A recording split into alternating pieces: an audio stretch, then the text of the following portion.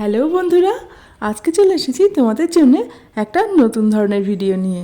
আর আজকের রেসিপিতে থাকছে রাজহাঁসের ডিম, যেটা তোমরা অলরেডি থাম্বনেল দেখে বুঝতে পেরেছো।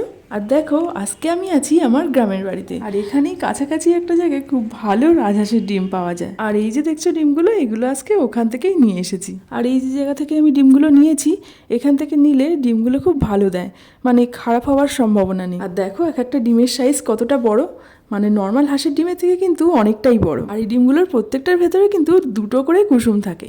তাহলে চলো ডিমগুলো এবার রান্না করা যায়। রান্নার জন্য প্রথমে ডিমগুলোকে আমি সেদ্ধ করতে বসিয়েছি।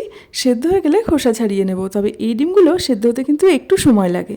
এবার চলো ডিমটা রান্না করে নেওয়া যাক। এর জন্য দেখো, আমি কড়াইতে সর্ষের তেল দিয়ে তার মধ্যে কয়েকটা গোটা জিরে ফোড়ন দিয়ে দিয়েছি। এবার ফোড়নে দিচ্ছি তেজপাতা। এবার দেব পেঁয়াজ, রসুন, আদা, এই তিনটেই একসাথে পেস্ট করে রেখেছিলাম, সেই পেস্টটা দিয়ে দিলাম। আর এই রাজহাঁসের ডিমটা কিন্তু এইভাবে রান্না করলে খেতে বেশি ভালো লাগে। এবার এর মধ্যে দিয়ে দিলাম হলুদ গুঁড়ো আর অল্প পরিমাণ চিনি। ভালো করে কষিয়ে নিয়ে ডিম আর আলুটা একসাথে সেদ্ধ করে রেখেছিলাম, তার থেকে আলুটা দিয়ে দিলাম। এবার দিলাম 1 চামচ পরিমাণ লবণ। এবার এই মশলাটা ভালোভাবেই আলুর সাথে একসাথে কষে নেব। এবার মশলাটা যখন গায়ে লেগে আসবে, তখন এর মধ্যে দেব 2 চামচ পরিমাণ টমেটো কেচাপ। এবার দেখো, এর মধ্যে দিচ্ছি 1 চামচ পরিমাণ জিরে গুঁড়ো।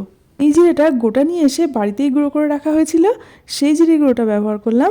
এবার ডিমগুলো আগে থেকেই আমি ভেজে রেখেছিলাম, সেই ডিমটা দিয়ে দিলাম। তোমরা এরকম রাজহাঁসের ডিম কে কে খেয়েছো অবশ্যই কমেন্ট করে জানিও।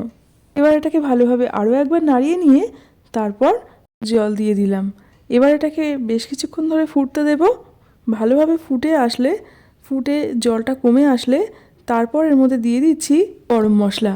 এবার কিন্তু আমাদের রান্নার শেষের দিকে। দেখো, এটা নামিয়ে নিয়েছি। এবার তোমাদেরকে যেটা বলেছিলাম যে এই ডিমগুলোর মধ্যে দুটো করে কুসুম থাকে, তো সেটাই এবার দেখে নাও। দেখো, গরম গরম ডিম নিয়ে খেতে বসে গেছি।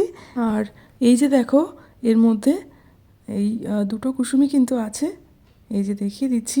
তো বন্ধুরা, তোমরাও এইভাবে রাজহাঁসের ডিমটা রান্না করে খেয়ে দেখো, এটা কিন্তু খেতে খুবই ভালো লাগে। আর এরকম আরও ভিডিও দেখার জন্য চ্যানেলটা অবশ্যই সাবস্ক্রাইব করে রেখো। দেখা হচ্ছে আবার পরবর্তী ভিডিওতে।